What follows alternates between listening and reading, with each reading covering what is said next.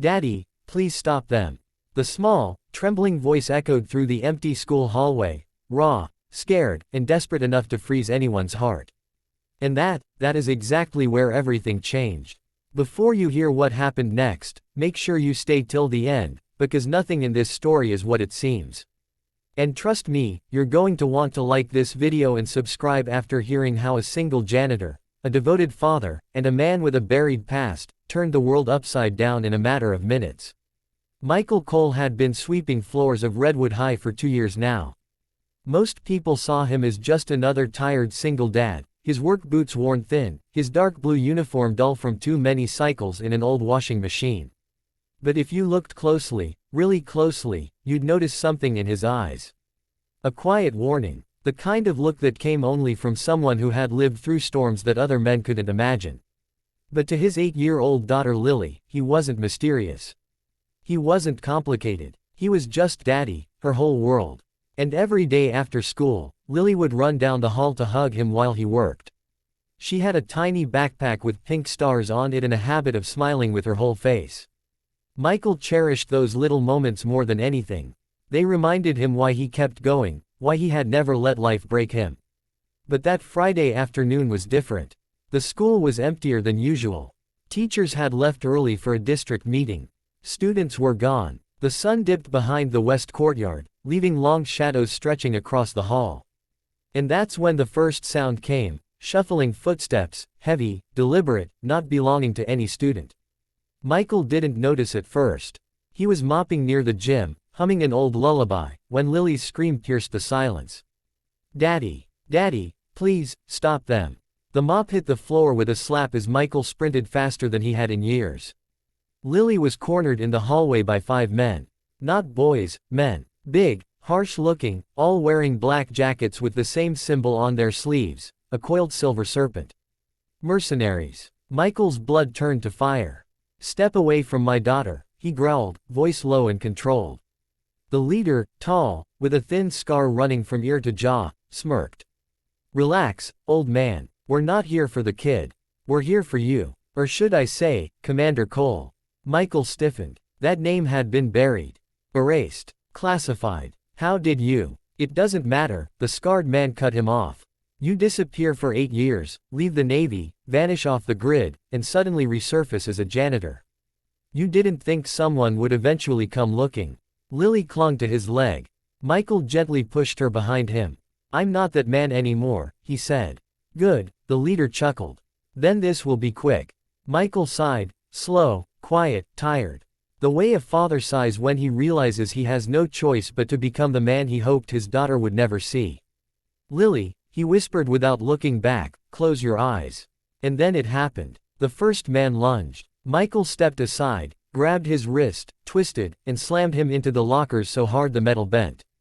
Another swung a baton. Michael ducked, flipped the man over his shoulder, and kicked the third square in the chest, sending him crashing into a classroom door. Lily, eyes peeking open despite his warning, watched in stunned awe. Her father moved like a storm, silent, controlled, unstoppable. Every strike precise, every step calculated. But there were 5, and they kept coming. One pinned Michael briefly. Another swung a chain. They managed to land a few blows, hard ones. Michael's ribs screamed with pain, his knuckles split, his breath grew sharp and uneven. But he didn't stop. Not while his daughter was watching. Not while danger stood between them. With a final burst of strength, Michael caught the chain mid-swing, wrapped it around the attacker's arm, and yanked him forward into a brutal knee strike. The last man stumbled backward, terrified, dropping his weapon. This wasn't in the file, he stuttered. Michael didn't answer. He simply stepped forward, grabbed the man by the jacket, and growled. You don't get to walk toward my child. The man fainted before Michael even threw a punch. Silence fell. Lily ran to her father, crying into his chest as he lifted her gently. It's okay, baby, he whispered, though his hands shook. Daddy's here. Daddy's always here. Just then, doors at the far end of the hallway burst open.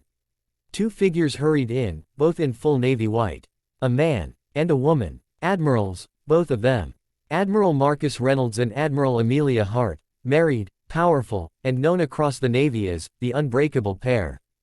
They looked from the unconscious men to Michael, to Lily clinging to him like a small, trembling bird. Marcus exhaled deeply. We were afraid we were too late. Amelia stepped forward, her voice gentle. Commander Cole, we've been looking for you for years. Michael's jaw clenched. I told your people, I don't want to come back.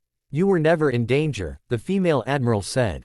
But you should know, those men weren't ours. They were hired by someone who wants the ghost of your past silenced. Marcus nodded. You didn't disappear, Michael. You were targeted. Michael held Lily tighter. He had always known this day might come. But not like this. Not with his daughter in the center of it all. What do you want from me?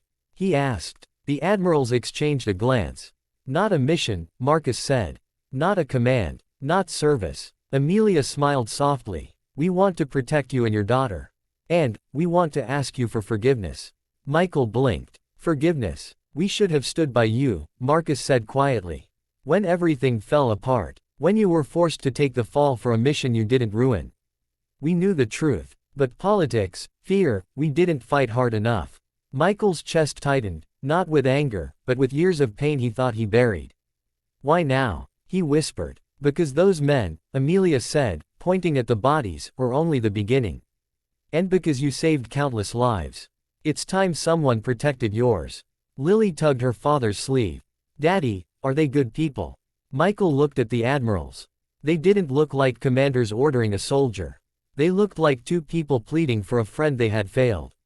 Yes, he said finally. They are. Lily nodded and hugged him again. And for the first time in 8 years, Michael allowed himself to breathe.